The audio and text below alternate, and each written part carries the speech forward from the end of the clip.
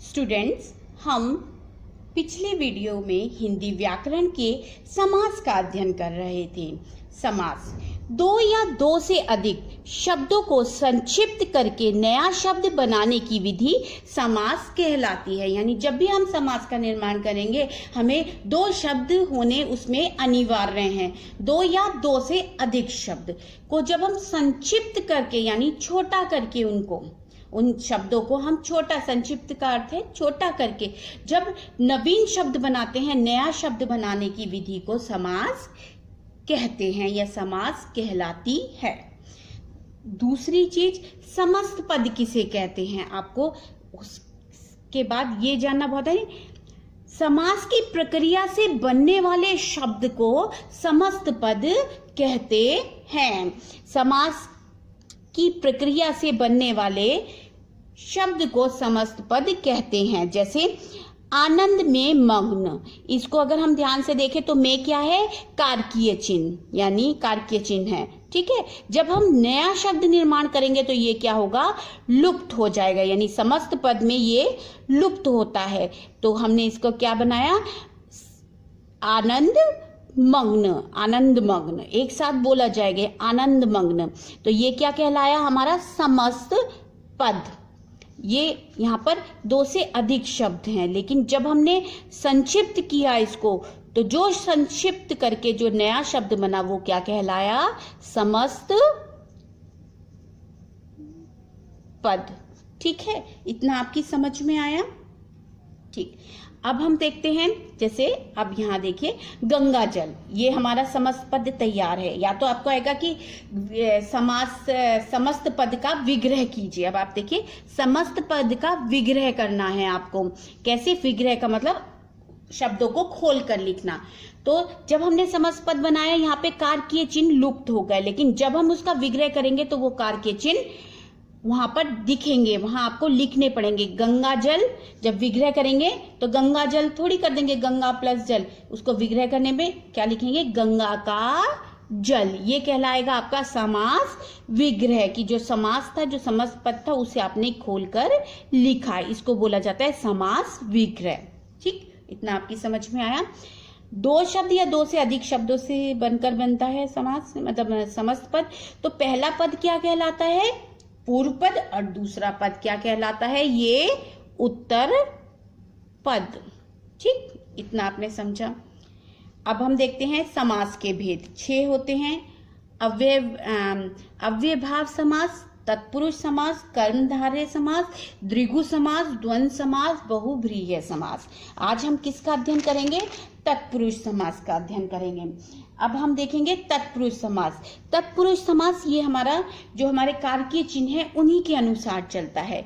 यही समास बहुत, मतलब ये जो तत्पुरुष समास है इसको ये आप कारकीय चिन्हों के अनुसार ही आप समझेंगे। ठीक, जैसे हम देखेंगे तत्पुरुष समास में पूर्व पद, जो पहला पद होगा वो क्या होगा, विशेषण होगा, और दूसरा पद क्या होगा, विशेष्य होगा। ठीक, पहला पद क्या होगा, विशेषण होगा, और दूसरा पद विशेष्य होगा। ठीक, विशेषण वो शब्द जो संज्ञा या सर्वनाम की विशेषता बताए, यानी पहला पद जो संज्ञा या सर्वनाम की विशेषता बताए, और दूसरा पद होगा विशेषण जिन शब्दों की विशेषता बताता है। ठीक है, ये विशेषण और विशेष्य की परिभाषा आपको आती है, बस आपको ये ध्यान रखना है। तत्पुरुष समास में पहला पद विशेषण होगा और दूसरा पद विशेष्य होगा। विशेषण होने के कारण ये गौण होता है और दूसरा प्रधान होता है। पहला पद विशेषण होने के कारण गौण होता है, और दूसरा जो उत्तर पद होता है, उत्तर पद विशेष्य होने के कारण प्रधान होता है। ठीक है, आगे देखते हैं। जैसे सिर दर्द, तो जब हम इसका विग्रह करेंगे, ये विग्रह है, जब हम विग्रह करेंगे सिर का दर्द। अब हम देखते हैं कारकीय चिन्हों के नाम से तत्पुरुष समास के 6 भेद हैं। 6 भेद हमने समास के पढ़े थे। समास के कितने प्रकार हैं, 6। अब एक प्रकार में यानी तत्पुरुष समास के अंतर्गत इसके 6 भेद हैं। डिफिकल्ट नहीं है, लेकिन आपको थोड़ा पेशेंस के साथ इसको समझना होगा बेटे। पहला आता है कर्म तत्पुरुष। कर्म तत्पुरुष, कर्म को, इसका विभक्ति चिन्ह क्या होगा? को। ठीक, जहां पूर्व पद हमारा क्या था? पहला वाला पद है ना, पूर्व पद ये है और ये क्या है? उत्तर पद। ये आपको जानकारी मिल गई है, आप समझ गए होंगे कि पहला पद पूर्व पद और दूसरा पद उत्तर पद। जहां पूर्व पद कर्म कारक विभक्ति का लोप होता है, कर्म कारक विभक्ति का लोप होता है, कर्म कारक विभक्ति जो है को का लोप होता है, वह कर्म तत्पुरुष समास होता है। यानी पहले समास में विभक्ति का लोप है। यश प्राप्त, यश को प्राप्त, है ना, यहाँ ये नहीं आएगा यश को प्राप्त करने वाला, ये नहीं है, ये है ना, यश प्राप्त, यश को प्राप्त। रथ चालक, यहाँ पर पहले पद में जो पूर्व पद है आपका, इसमें कर्म कारक विभक्ति का लोप हो गया है। ठीक, जैसे रथ चालक, रथ को चलाने वाला। परलोक गमन, परलोक को गमन माने जाना होता है। ठीक, लेकिन यहाँ पर गमन है, आप शब्दों में अंतर नहीं, मतलब शब्दों को कोई और नहीं कर देंगे, शब्दों को कि गमन में गया होता है तो आप गया लिख देना। परलोक गमन, परलोक को गमन, गमन ही शब्द लिखेंगे आप। ठीक, स्वर्ग गत, स्वर्ग को गया हुआ। ग्रह गत, ग्रह आगत, आगत है ये, आगत में लगाया गया, ग्रह आगत, ग्रह को आया गया। एक चीज नोट करेंगे, यहाँ पर आ का डंडा नहीं है, स्वर्ग गत है ना, स्वर्गगत, स्वर्ग को गया हुआ। ग्रह आगत, ये बोला जाएगा आगत, ग्रह आगत, घर को आया हुआ। आगत माने आना, गत माने जाना, गमन माने जाना। ठीक, आपको समझ में आया। अब हम आते हैं करण तत्पुरुष। करण तत्पुरुष, जहां पूर्व पद में करण कारक की विभक्ति का लोप हो। यहाँ पर करण कारक की विभक्ति क्या होती है? से और के द्वारा, है ना, ये तो आपको याद ही है। कार के चिन्ह में कौन कौन सी विभक्तियां लिखती हैं? से या के द्वारा, दोनों ही लोप हो सकती हैं इसमें। तो पहले वाले में ही लुप्त होती हैं ये विभक्ति, है ना। जैसे रेखांकित, रेखा से अंकित, अंकित माने लिखा हुआ। हस्तलिखित, हाथ के द्वारा लिखित। हस्तलिखित, हाथ से लिखी नहीं होगा, हाथ के द्वारा लिखित। गुणयुक्त, गुण से युक्त। रोग मुक्त, रोग युक्त आएगा ये बेटा, रोग युक्त, रोग से युक्त यानी बीमारी होना, है ना, रोग से युक्त। ठीक है, ये हो गया करण कारक। कर्म में को का लोप होगा, जैसे यश प्राप्त, यश को प्राप्त। रथ चालक, रथ को चलाने वाला। परलोक गमन, परलोक को गमन। स्वर्गगत, स्वर्ग को गया हुआ।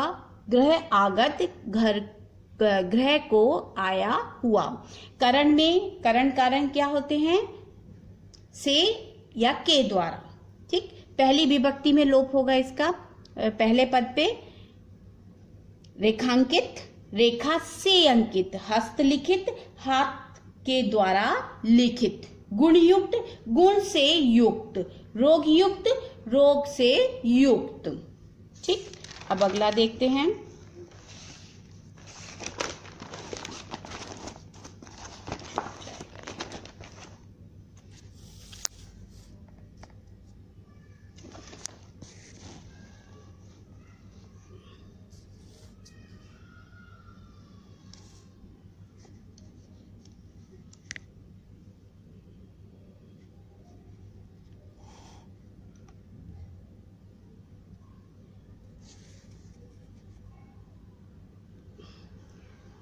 संप्रदान तत्पुरुष। ठीक, जहां संप्रदान के पूर्व पक्ष में या पूर्व पद में संप्रदान की विभक्ति अर्थात के लिए का लोप हो। संप्रदान जैसे हम जानते हैं करण कारण में संप्रदान किसी को देने के लिए, यह करण कारण में प्रयोग करते हैं, यह पुरुष, यह तोहफा मैं तुम्हारे लिए लाया, उसके लिए लाया, है ना, ये होता है ना। अब हम आगे देखेंगे, पहले पद में जो पूर्व पद होगा, जो पहला पद होगा, उसमें किसका लोप होगा? के लिए। सत्याग्रह, सत्य के लिए आग्रह। गौशाला, गौ के लिए शाला, मतलब किसके लिए? गायों के लिए बने शाला, है ना। कौन रहेगा उसमें? गाय रहेंगी। आराम कुर्सी, आराम के लिए कुर्सी। गुरु दक्षिणा, गुरु के लिए दक्षिणा, यहाँ पर के लिए आएगा। जो कर रहे हैं गुरु दक्षिणा, दक्षिणा किसको देंगे? गुरु के लिए, है ना। देव बलि, देव के लिए बलि। देशभक्ति, देश के लिए भक्ति।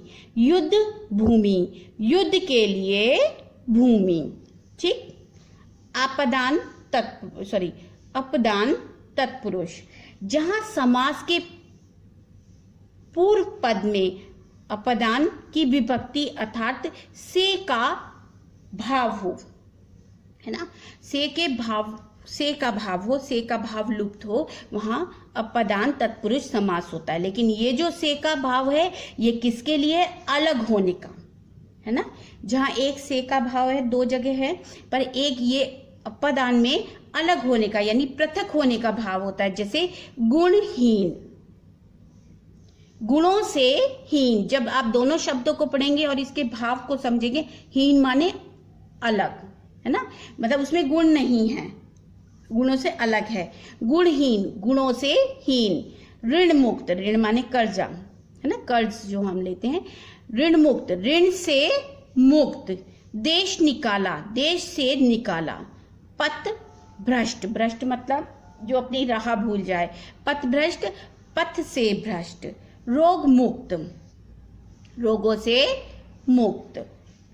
अब हम देखते हैं संबंध तत्पुरुष, जहां समास के पूर्व पद में संबंध तत्पुरुष की विभक्ति का के की, विभक्ति का के की का लोप हो, वहां संबंध तत्पुरुष समास होता है। जैसे समस्त पद क्या है आपका? यहाँ पर किसका लोप होगा? का, की, के।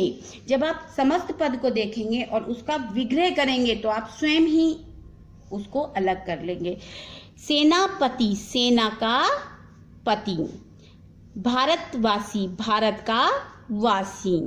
वहां यहाँ एक ही के लिए प्रयोग हुआ है बेटा, भारतवासी, है ना। अमृत धारा, अमृत का धारा नहीं आएगा, अमृत की धारा। उद्योगपति, उद्योग का पति, शब्द वही रहेंगे बेटा। देव मूर्ति, देव की मूर्ति। स्वास्थ्य रक्षा, स्वास्थ्य की रक्षा। राजनीतिज्ञ, राजनीतिज्ञ, राजनीति का ज्ञाता, राजनीति का ज्ञाता। ठीक। यहां पर किस चीज का लोप है? का, की, के, यानी संबंध तत्पुरुष समास। अब आप देखेंगे अधिकरण तत्पुरुष, जहां अधिकरण कारक की विभक्ति में या पर का लोप हो। किसका लोप हो? में या पर का लोप हो, वहां अधिकरण तत्पुरुष समास होता है। जैसे में पे पर का लोप। नरोत्तम, नरों में उत्तम। कानाफूसी, कानों में फुसफुसाहट।